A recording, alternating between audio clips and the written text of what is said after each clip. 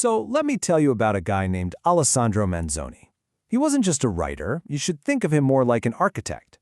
Because with just one novel, he helped build a modern language from the ground up and, in the process, laid the foundation for an entire nation. It's an incredible story. But that raises a pretty big question, right? How on earth can a single book, just a work of fiction, actually change the course of a nation? It sounds almost impossible. To get the answer, we really have to dig into the life of Manzoni himself. Because to really get a handle on his masterpiece, you first have to understand the man. And Manzoni's vision? It wasn't something he just came up with in a quiet library. Oh no.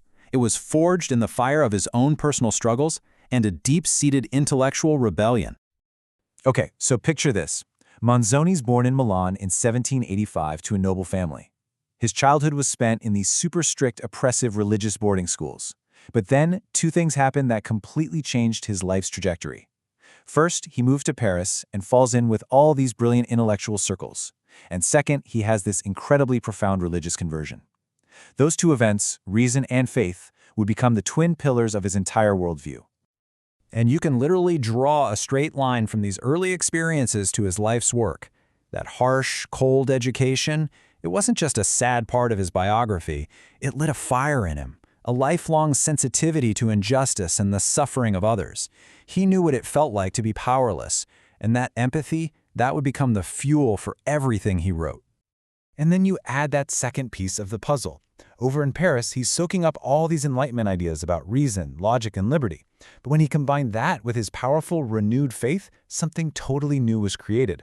He ended up with this unique philosophy that blended reason with a deep sense of moral duty. And that combination, well, that was the engine that was going to power his masterpiece. And that masterpiece was a novel called I Promessi Sposi, or in English, The Betrothed. But this was so much more than just a story. It was the grand finale of everything he'd lived through, everything he'd learned. It was a vehicle for his entire philosophy. And let's be really clear here. We're not just talking about some old, dusty book. This thing is a giant of world literature. It's considered by pretty much everyone to be the greatest Italian novel ever written and one of the very first masterpieces of modern European fiction. You really can't overstate how important this book is. So what was it that made it such a game changer? Well, first, it's all about the struggle of ordinary, everyday people against the rich and powerful, which was a pretty radical idea for the time. It also explores these deep themes of faith and what he called divine providence, and it has this absolutely gripping, terrifyingly realistic depiction of the 1630 plague. But the most important part, the thing that changed everything, was the last one, the language it was written in. And this is the moment Manzoni transforms from a great author into a national architect. The most revolutionary thing about his novel wasn't the plot, it wasn't the characters, it was the words themselves. The book was a massive, deliberate linguistic project. Now, to get the scale of this, you have to understand the problem he was facing. Back in the early 1800s, Italy was just a place on a map. It wasn't a country. Someone from Milan couldn't really understand someone from Naples. It was a total patchwork of different dialects. So how do you write a novel for a whole nation when that nation doesn't even share a language? Manzoni, like the architect he was, basically engineered a solution. Step 1, identify the problem. No common language. Step 2, his solution, take his own book, which was already a bestseller, and rewrite the whole thing. Step 3, the method. He famously said he went to Florence to rinse his clothes in the Arno River. What he meant was he adopted the Tuscan dialect spoken there and polished it into a clear, modern, accessible Italian that anyone could read. And the result? He single-handedly created a new linguistic standard for an entire nation. Now, a project like that has consequences way beyond the world of literature. By forging a common language, Manzoni went from being an author to a national icon. He became a true father of the Italian nation. His novel basically became the cultural soundtrack for the Risorgimento. That's the name for the long, messy, decades-long political movement to unify all the separate states of Italy.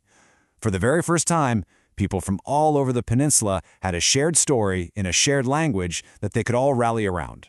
And it was all thanks to Manzoni's book. See, The Betrothed did way more than just entertain people. It gave them a shared cultural identity.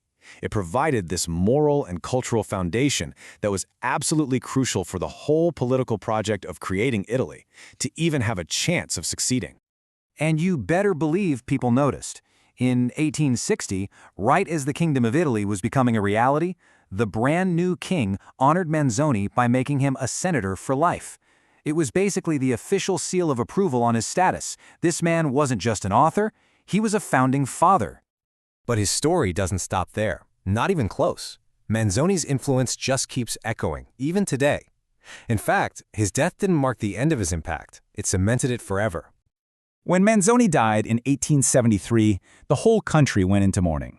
The famous composer Giuseppe Verdi was so devastated by the loss of the man he called a saint that he was inspired to compose his masterpiece, the Requiem, as a tribute. Just think about that for a second.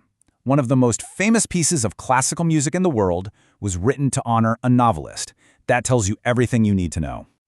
So when you tally it all up, his legacy is just staggering. For language, the Italian they teach in schools today, that's largely thanks to him.